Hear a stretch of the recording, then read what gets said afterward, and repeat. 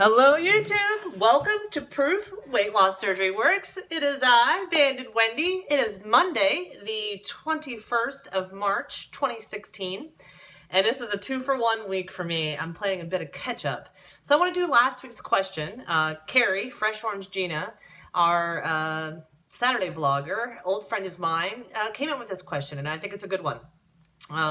How do you create and track a recipe that meets your weight loss surgery standards?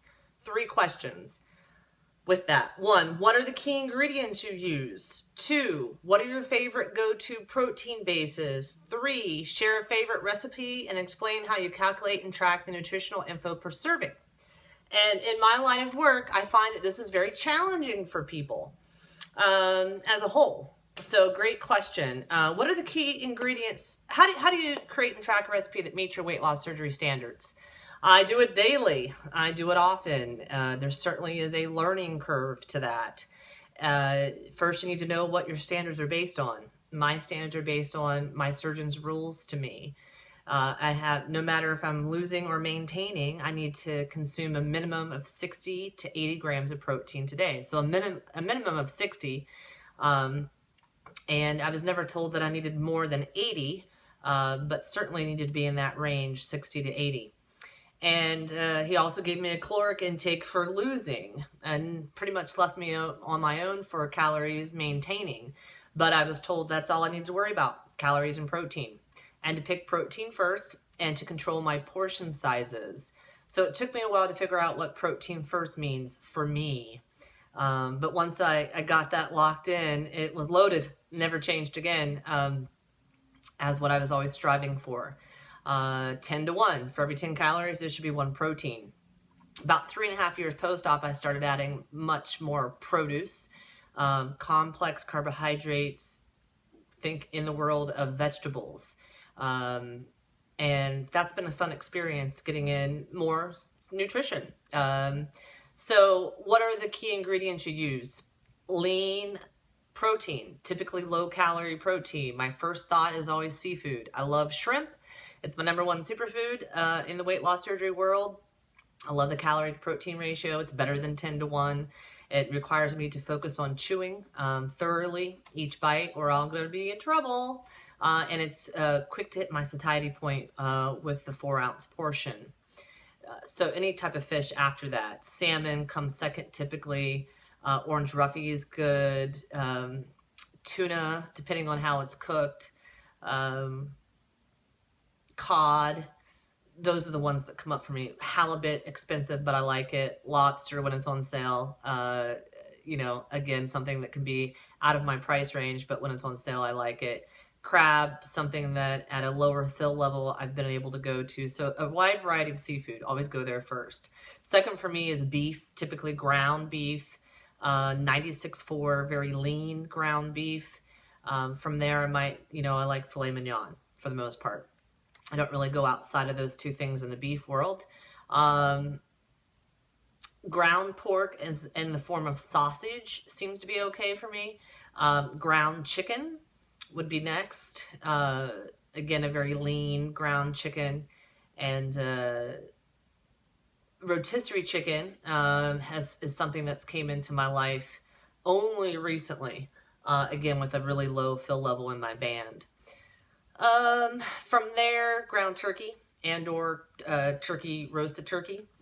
And that is pretty much the order of where I go. And those things are all fairly low in calorie and high in protein. Those are my favorite go-to proteins in the world of meats, right? Poultry, seafood. My next one is Greek yogurt, for anything and everything that you can replace sour cream for. Even in some situations, replace cream cheese for that. Put it in a protein shake, use it as a dessert, etc. From there, milk. I'm a non-fat milk girl. I like my non-fat milk.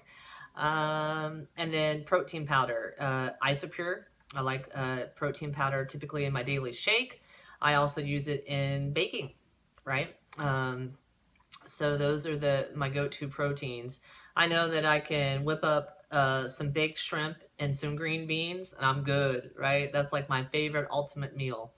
So a favorite recipe, that's, baked some shrimp and uh, portion that out into 4 ounces, and green beans, 4 ounces. How many portions? Usually I can get 4 and a pound of shrimp.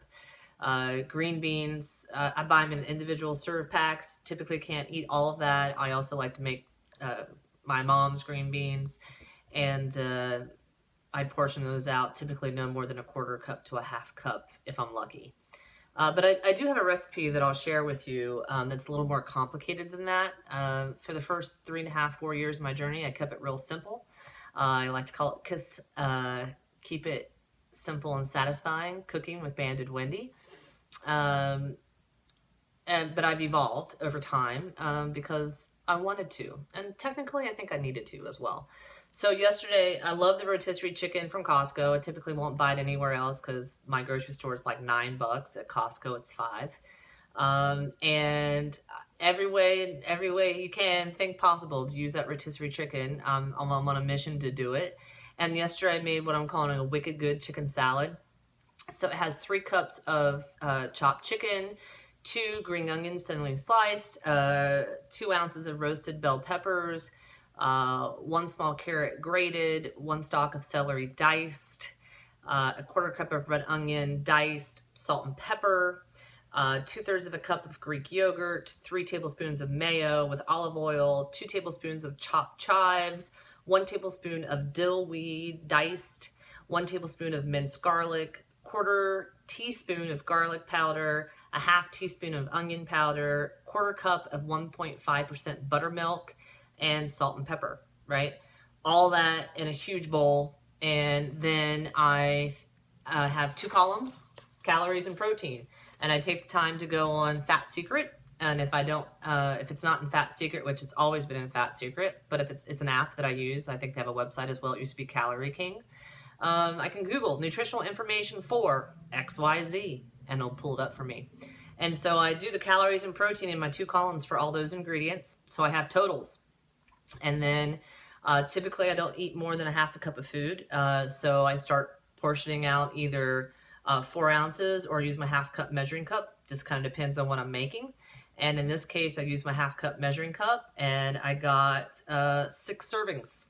So then I take that number of servings, and I divide it by the total calories as well as the total protein. So that came out to 198 calories and 25.3 proteins. And I packed it up in my individual cups, and that'll be my lunch for the week. And I'll make variations of that as far as what, today I had it on a white cheddar popcorn cake. It was 246 calories and 26.3 proteins.